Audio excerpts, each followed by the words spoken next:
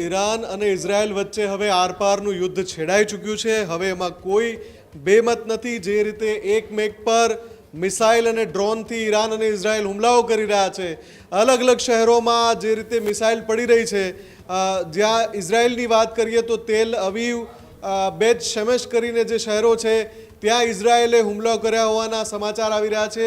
બીજી તરફ ઈરાનના તહેરાન, તરજીબ અને ઇસ્ફહાન શહેર ઉપર ઇઝરાયલે હુમલો કર્યો હોવાના અહેવાલ આવી રહ્યા છે।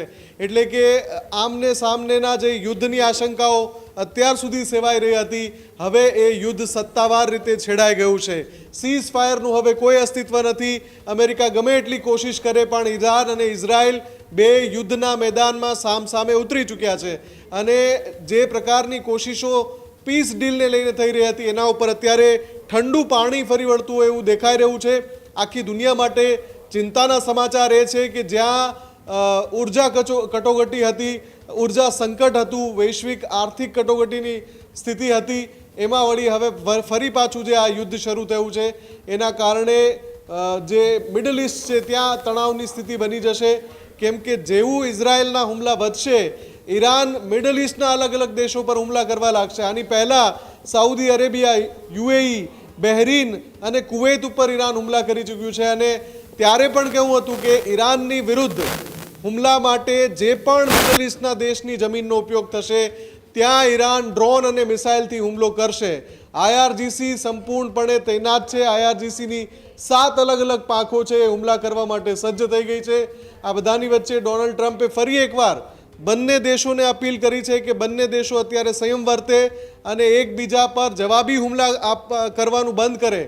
આ તરફ યમનનું જે વિદ્રોહી ગ્રુપ છે હુથી, કે જે ઈરાન સમર્થિત માનવામાં આવે છે, હુથીએ એલાન કર્યું છે કે બાબલ મંદેબ સ્ટ્રેટ, જે હોર્મુઝની જેમ બીજું એક સ્ટ્રેટ છે, એને પણ હુથી અત્યારે બંધ કરી શકે છે।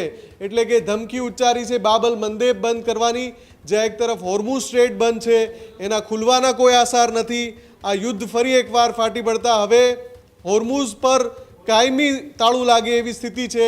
બીજી તરફ બાબલ મંદેબ સ્ટ્રેટને પણ યમનના હુતી જે વિદ્રોહીઓ છે એ બંધ કરી શકે છે। એટલે કે જે ઉર્જા સંકટ છે એ વૈશ્વિક સ્તરે વધુ ઘેરું બને, ક્રૂડ ઓઇલની સ્થિતિ વધારે ખરાબ બને એ પ્રકારની અત્યારે દ્રશ્યો બની રહ્યા છે, અત્યારની સ્થિતિ બની રહી છે અને સામે સામે કોશિશ થઈ રહી છે કે બેકડોર ચેનલથી, ડિપ્લોમેટિક વેથી રોકવામાં આવે।